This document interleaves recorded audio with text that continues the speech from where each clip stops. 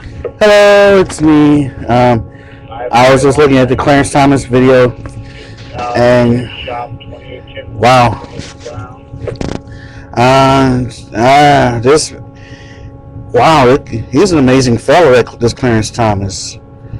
Jeez, I didn't, the mass media have done a good job of making sure that, that you really don't get to see this side of him that often, and this he's a remarkable man. I mean, I'm up here listening to what he has to say about the fight that he had to get confirmed, and the fact that he kind of didn't want it, but he took it because the president of the United States asked him to do it, so he's like, okay, I'll do it because the president asked me to do it.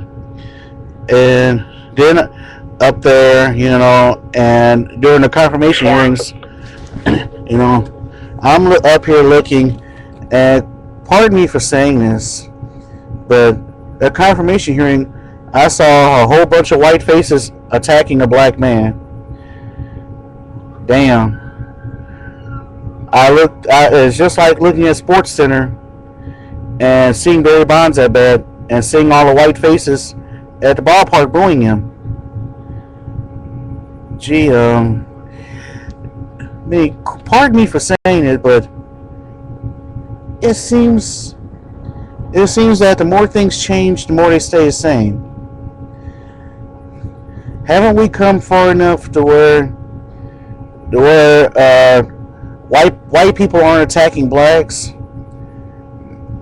Maybe not. I mean, at least George H.W. Bush didn't attack him. George H.W. Bush, much to his credit, he saw what I saw, and he saw a courageous man. He saw a well-spoken man, and he saw an articulate man. He saw a passionate person, and he saw somebody who has a very large amount of decency and honor, and he appointed him. And as for Jesse Jackson and Al Sharpton, well, when I mentioned honor and decency, I mean, does Al Sharpton and Jesse Jackson come to mind when you talk about honor and decency?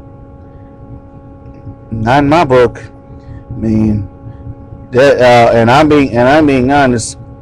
And I said, Jesse Jackson and Al Sharpton, those are two egotistical, money-hungry people, and they are using the racist system and there is a racism that's going on in the country, and it's kind of a racism. It's more subtle than it used to be. It's no longer Klan outfits and burning crosses.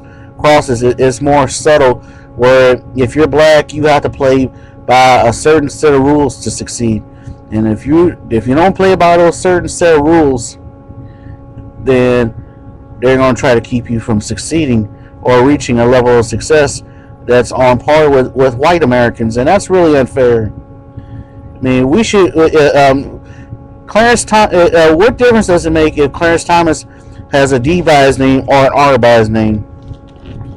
I mean, they're up here destroying this man just because he's a Republican and because he's black. He's a black Republican. They really don't like that. And Clarence Thomas, much to his credit, and from what I heard, he's like the reason why he came out swinging the way he did, and that's because they were swinging on him. That's what a courageous person do. A brave person isn't going to just sit there and let you wail on them and their family and just let you get away with it. And Clarence Thomas didn't. I mean, he has more guts. He has more courage in him than frankly all the rest of the bench combined at the Supreme Court. And somebody needs to say it, and I'm going to say it. Clarence among those who are on the bench, my opinion, I think Clarence Thomas is probably the most courageous one on the bench.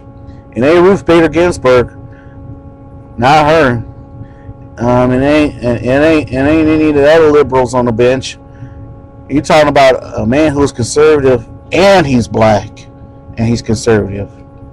Damn. You know how much courage it takes in this country to be black and conservative and stand on your principles and not back down from them? I mean, you got pressure. He has pressure from the black community, and he has pressure from white liberals to be liberal. But this man, he's like, he's just gonna just do. He's just gonna just, be who he is, and just hang in there. And I think that's admirable. It really is. And as far as I'm concerned, Jehovah God bless him, and I mean that from the bottom of my heart. Clarence Thomas is a good man, and he doesn't deserve the treatment he's getting. He does. People say that they're mean to Barry Bonds because Bonds isn't the nicest person in the world.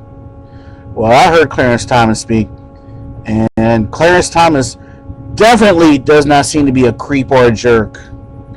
He seems to be the kind of guy that that you could easily be friends with. He seems to be a kind of matriarch kind of guy who could support and carry and keep a family going. So that they say that they're mean to Barry Bonds because he's not a very nice guy. Well, white America, what's your excuse for being mean to Clarence Thomas? What's your excuse? Clarence Thomas doesn't seem to be a mean guy to me. You talking about Anita Hill?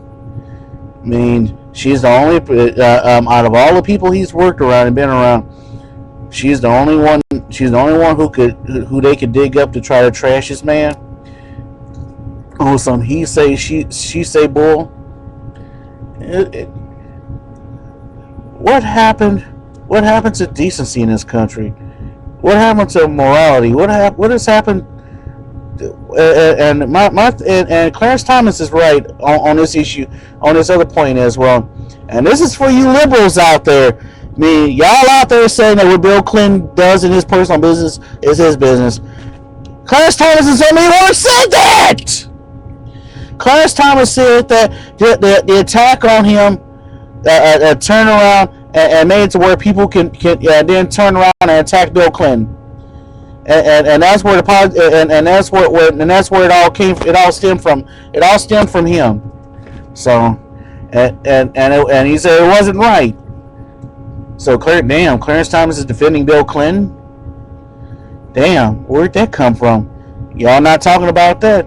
This is a conservative, and he defended Bill Clinton in a way.